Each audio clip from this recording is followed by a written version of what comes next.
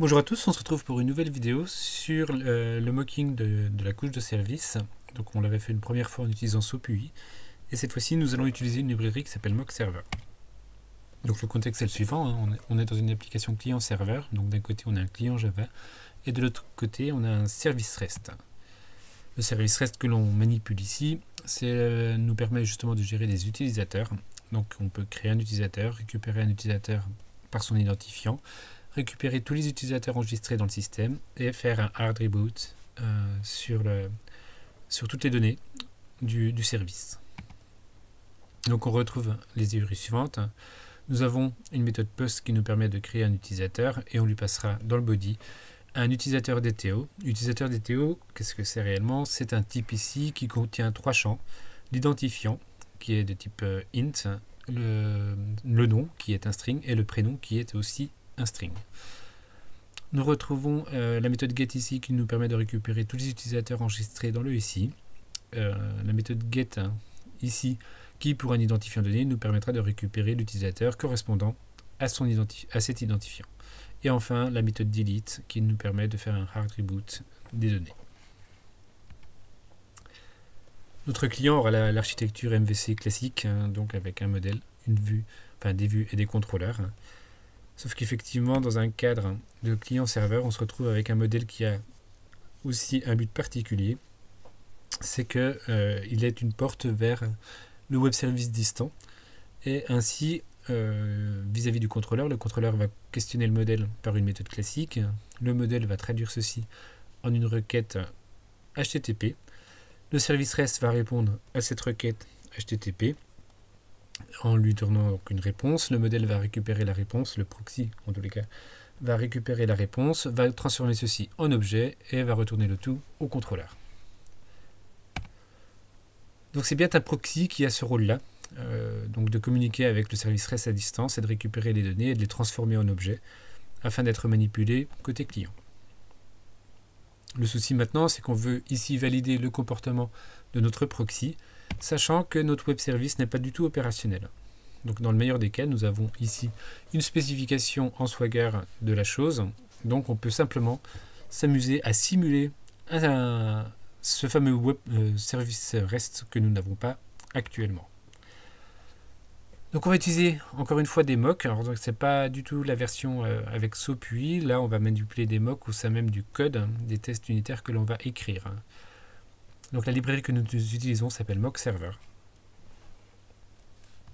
Et voici en gros à quoi cela va ressembler. Alors on reprend exactement l'application telle que nous l'avions laissée pour la précédente vidéo sur SOAP-UI.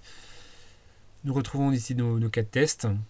Donc l'initialisation qui nous permet de réinitialiser à chaque fois un client, enfin un proxy pour tester toutes nos opérations. Nous avons ici le Reinitialize Web Service qui nous permet justement de faire un hard reboot des données.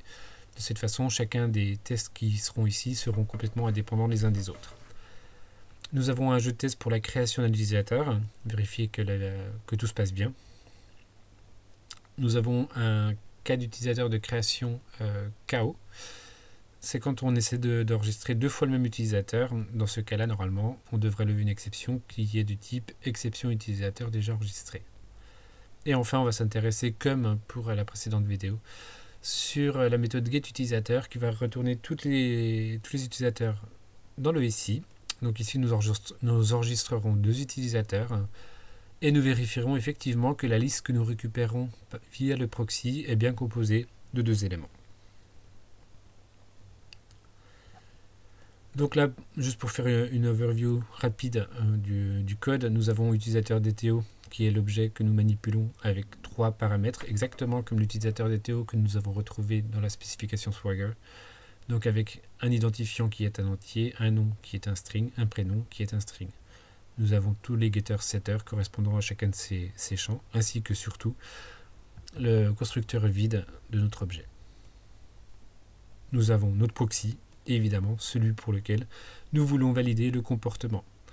Donc on retrouve ici toutes les différentes constantes que l'on manipule, les différents codes erreurs, les différentes URI.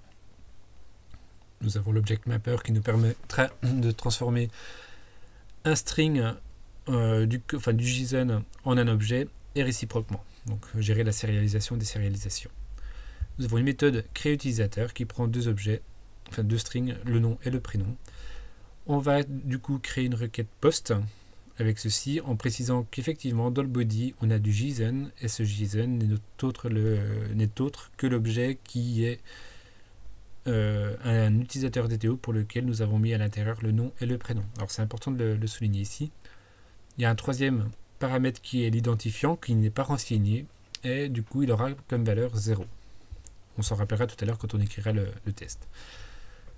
Nous avons ensuite deux cas.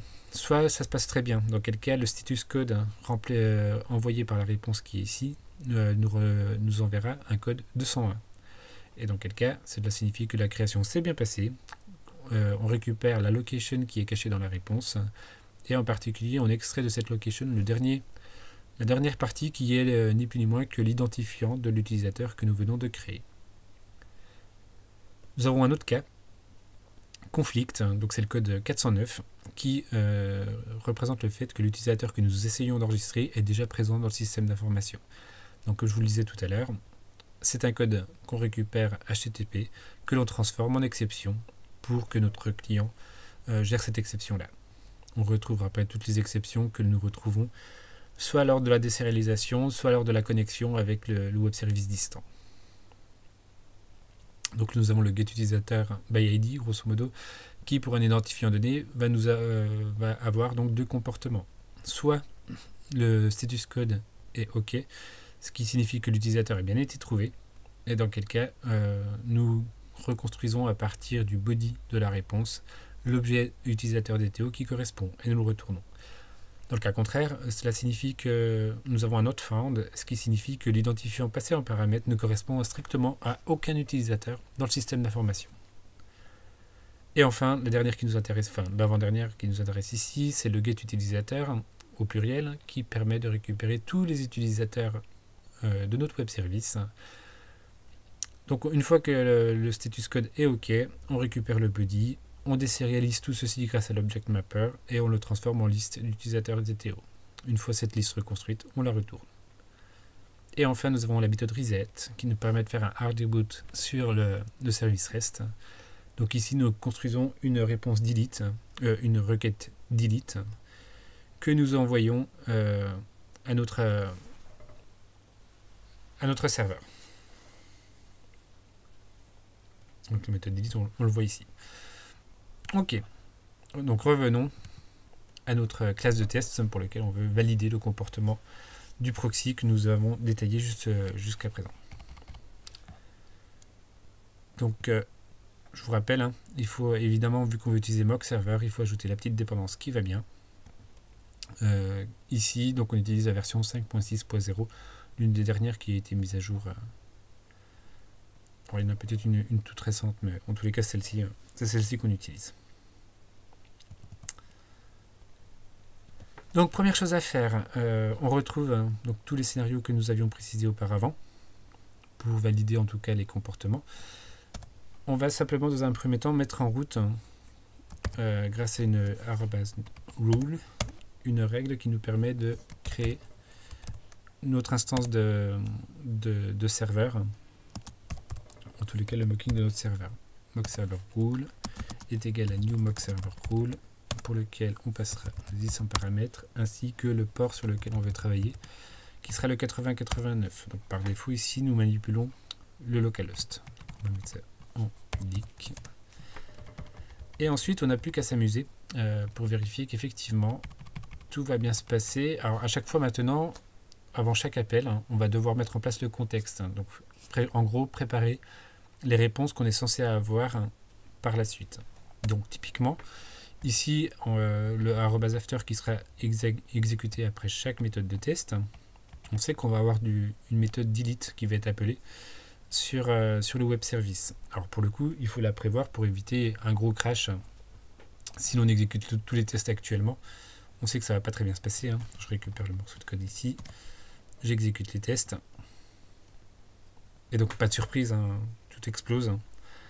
En particulier parce qu'il n'y a aucune connexion qui peut se faire. Et dans quel cas, on ne peut pas exécuter aucune des requêtes prévues. Donc on revient avec notre rule que nous avions défini.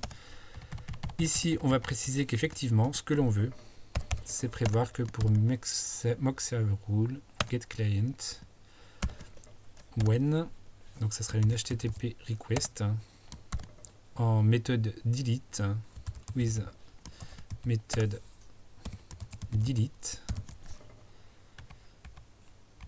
et on lui précise effectivement qu'à ceci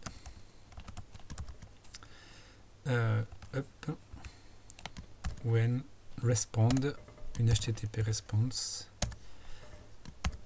with status code 200, pour préciser qu'effectivement le delete va bien se passer dans ces cas-là.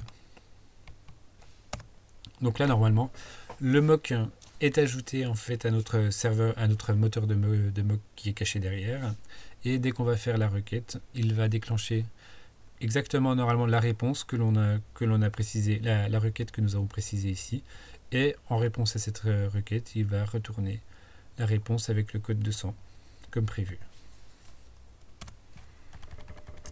Donc avant d'aller beaucoup plus loin, on va déjà mettre en commentaire le reste pour exécuter nos morceaux de code au fur et à mesure et voir constater l'avancement de notre travail.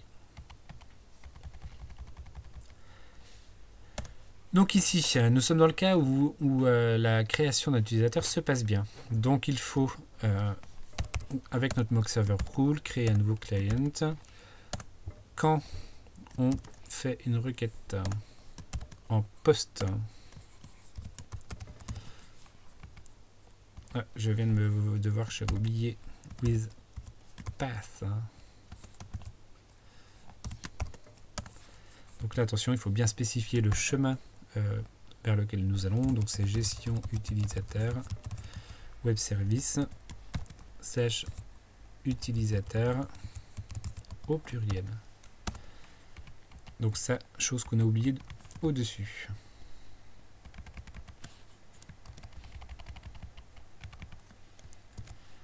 Donc sauf que là, c'est pas utilisateur au pluriel, c'est juste là que ça s'arrête.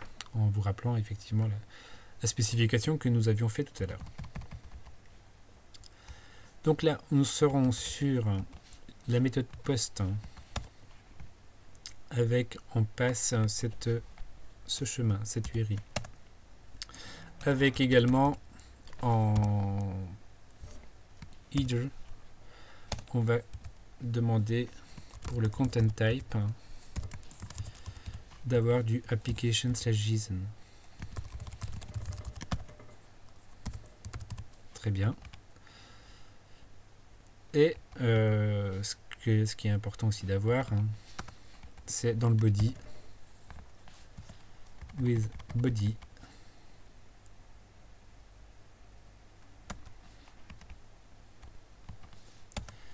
et là on va lui donner exactement une chaîne que j'ai déjà préparée. Donc ici c'est le fait d'avoir identifiant 0, nom Boischu et prénom Johan. Donc là c'est la string qui représente la chaîne JSON, effectivement. Hop, nous le collons ici. Alors on fait le récap avant d'aller plus loin. On vérifie que nous sommes en post sur la bonne URI, donc gestion utilisateur web service avec un S où il faut, utilisateur au pluriel. Le content type est bien application/JSON. Le body est bien un objet avec identifiant 0. Alors c'est super important, on l'a mentionné tout à l'heure. Sachant qu'on est censé envoyer un utilisateur DTO, je vous rappelle qu'on ne spécifie que le nom et le prénom. Du coup, l'identifiant aura pour valeur une valeur par défaut qui sera donc 0. On pourra vérifier qu'effectivement, si on met autre chose, ça se passe pas très bien. Donc une fois qu'on a ceci, on va faire en réponse donc un HTTP response with status code. Mais ici, on aura un 201 created, grosso modo, et que dans le header, on va ajouter une location dont la valeur sera exactement http://localhost 2.1 8089 slash gestion utilisateur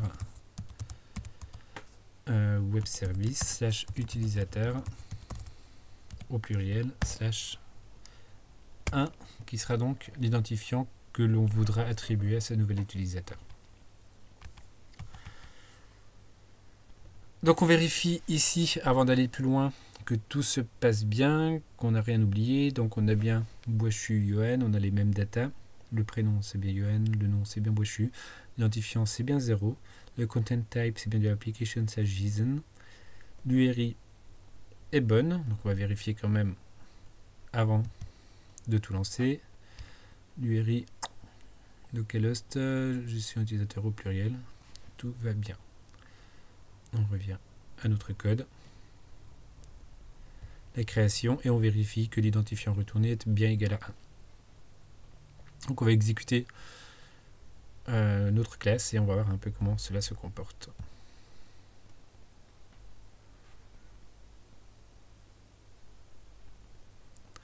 Donc le test s'est passé. Alors ce qui est super important encore une fois, c'est que là concrètement on attend exactement cet appel-là, ce contenu-là, en JSON sur cette URI. Là si je change un poil des données, là, je vais juste ajouter hop, Yoann 5 par exemple, et que je lance à nouveau le jeu de test. Voilà, le test échoue pour la simple et bonne raison que les données ici que l'on a envoyées ne sont pas les bonnes, ne sont pas celles que l'on avait prévues. Normalement, effectivement, ici, ce qui va se passer après, on va créer un utilisateur DTO dont le nom sera Boischu et dont le prénom sera Yoann 5, sachant qu'ici, nous avons juste prévu Yoann. Donc c'est tout à fait normal que ça ne se passe pas bien du tout. Tout comme si j'avais mis ici, pour une raison X ou Y, le 1, ça ne se passera pas non plus bien, quoi qu'il arrive, car effectivement, comme je vous le mentionnais tout à l'heure, on a créé un utilisateur DTO par défaut, et comme l'identifiant n'a pas été instancié, il a pour valeur 0. Donc ici, comme on a mis 1, il ne comprend pas ce qui se passe, et dans quel cas il nous jette.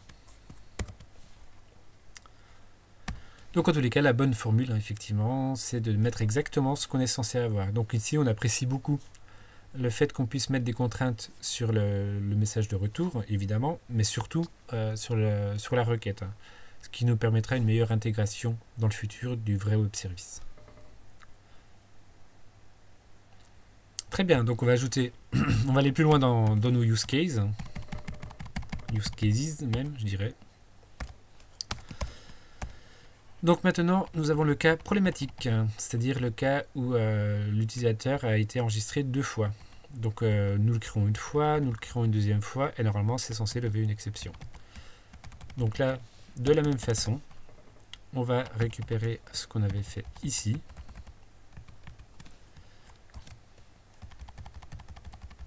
Donc la première fois, ça va se passer à l'identique. On va retourner le même identifiant.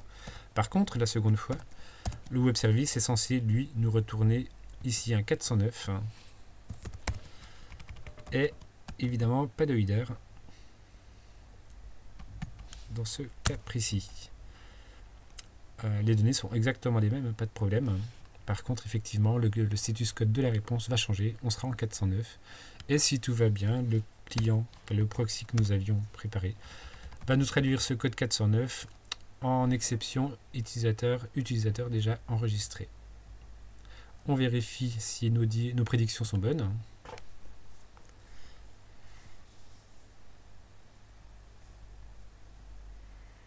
Du coup, là, j'ai pas dû lancer les deux.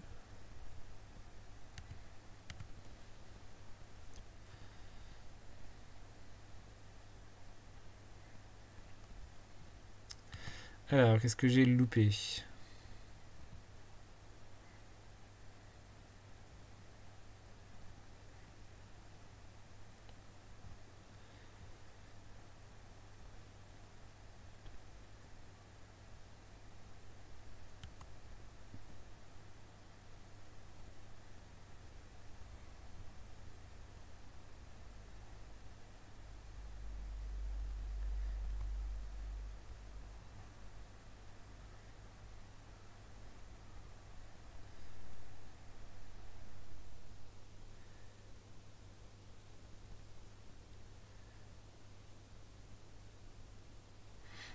Par contre là, ouais, j'ai dû oublier effectivement de préciser que cette question-là, on l'a posée qu'une fois, exactly one, et que la deuxième fois, on devrait exactement avoir ce comportement-là. On relance.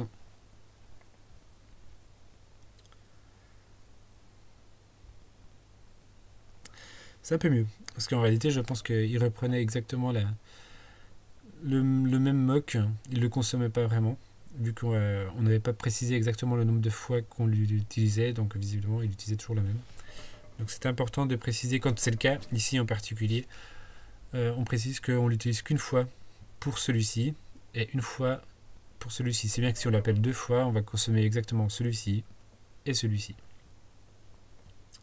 Et enfin, le dernier cas, avec les utilisateurs, donc c'est la même chose, sauf qu'effectivement on travaille en get ici, donc il faut refaire de nouveau this.mockserverrule.getClient.when. On va dire simplement qu'on veut une HTTP request with method get sur l'URI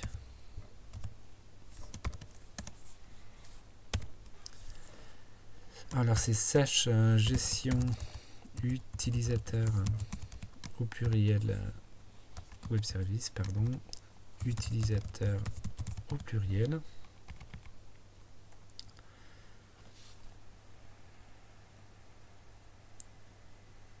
Donc là on est bon. Est-ce que il y a une autre chose qu'on avait prévue? On va vérifier. Clock, ça c'est ok. Le get utilisateur se fait. Voilà, on va ajouter le accept application/json évidemment. Donc dans le header, on ajoute un point with header. Donc là c'est le accept qui va avoir comme valeur le application/json. Donc c'est tout ce que nous avons ici. Du coup on va le faire exactly one aussi.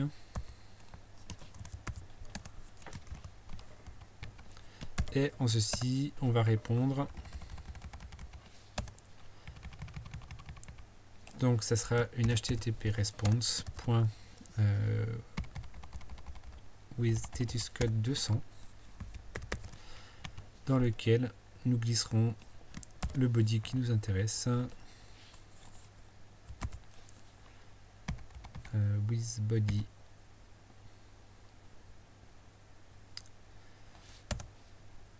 alors du coup ça sera effectivement du JSON. Donc on va reprendre la requête que nous avions ici. Hop. On va la glisser ici. Alors ça ne suffit pas. Évidemment, il m'en faut un deuxième.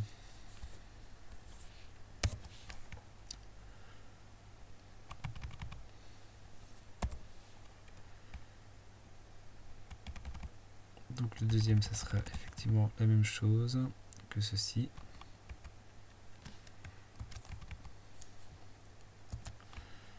Avec un deuxième user. Lui, il aura pour identifiant 1. Lui, il aura pour identifiant 2. On va renommer ce monsieur en moelle Frédéric.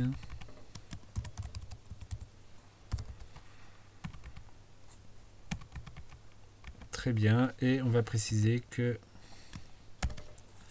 with header que le content type sera bien du application/json.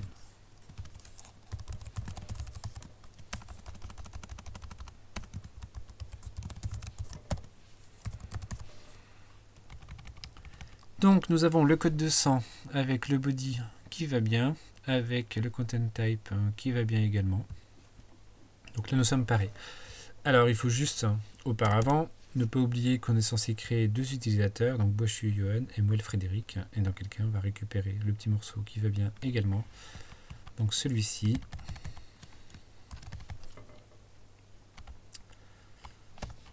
CTRL V et CTRL V. Donc ici c'est Boischu Johan et on retournera 1. Là on aura Frédéric.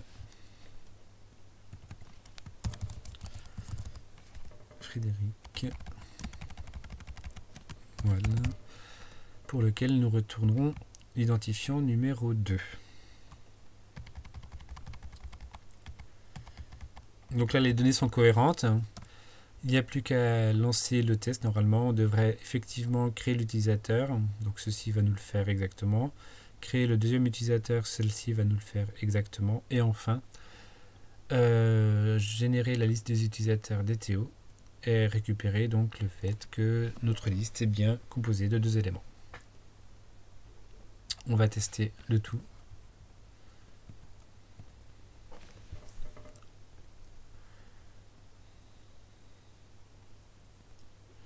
Évidemment. Alors, où c'est qu'on s'est trompé maintenant? L'identifiant c'est 1, l'identifiant c'est 2.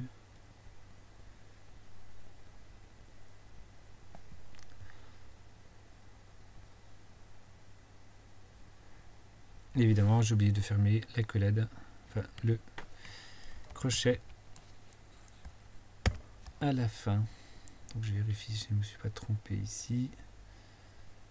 Bon, revérification. Donc on a beau préparer les démonstrations, il s'avère qu'il suffit un écart de doigts et c'est terminé. Donc maintenant, effectivement, on a bien récupéré nos 2 utilisateurs que l'on avait supposé, enfin que l'on était supposé avoir enregistré. Donc voilà en gros pour tout ce qui est mock server, la façon dont nous avons spécifié d'un côté les requêtes et d'autre part les réponses. Faites attention encore une fois, je me suis fait avoir une fois, je ne me ferai pas avoir 2 fois maintenant, avec les times, en particulier quand vous avez plusieurs appels à la même URI, même si les données sont différentes, il faut bien préciser. Sinon, ce qui va se passer, c'est qu'il risque de considérer la première et la garder pour essayer de traiter toutes les requêtes qui suivent. Donc ça risque d'être un peu problématique, c'est ce qui s'est passé tout à l'heure.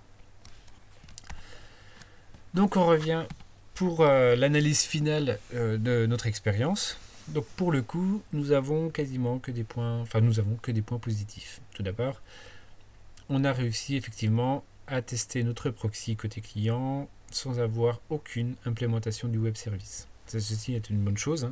On avait des vrais appels au web service. Par contre, on a réussi à donner des fausses réponses, ce qui est plutôt bien. Nous n'avons aucune contrainte sur l'ordre d'exécution des jeux de test. Vous l'avez vu tout à l'heure, ils sont pas du tout. Je ne me suis pas focalisé sur le fait qu'ils soient triés par ordre alphabétique, contrairement à ce qu'on faisait avec SOPUI par exemple.